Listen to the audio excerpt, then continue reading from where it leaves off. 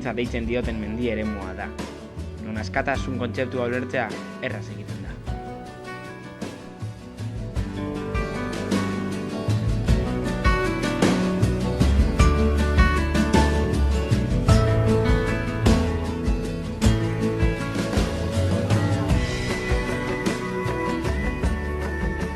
Bertatik igaro nintzen Legoiko aldia, orain dela 5 urte izan zen, nire anaiarekin eta beste lagun batekin batera. Hasiera batean ez genukan pentsatuta bertatik igaratzea, baldintza meteorologikoak ez zirelako onak, euriari izan eta haize asko egiten zuen. Baina bertan zegoen tipo bat zeharkatzen ikusi genuenean, animatu eta zeharkatzera animatu ginen.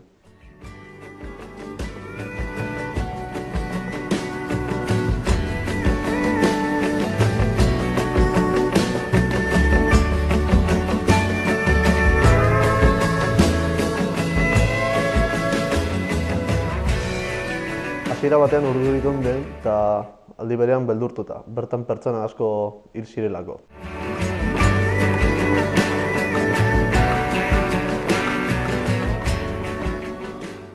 Bertatik igaro nintzen Legoko aldian ez nuen inolako arazorik izan, kontu handiz jo nintzelako eta arreta ipiniz puntu guztietan. Baina bigarren aldian, ez dakit nola, baina eskuetatik zintzilik geratu nintzen. Eta bertan beldur asko paso neban.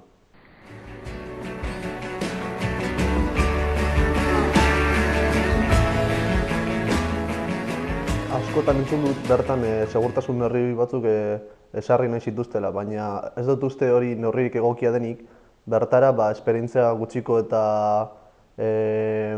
preparazio gutxiko pertsonak hurbilduko liratelako, eta orduan hildako kopurua murriztu beharrean handiagotuko litzatekeela uste dut.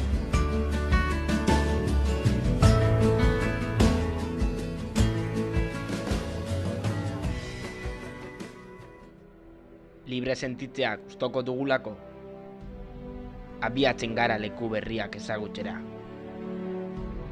Haitxetatik ibiltzen, benetan nolakoak garen ohartzera.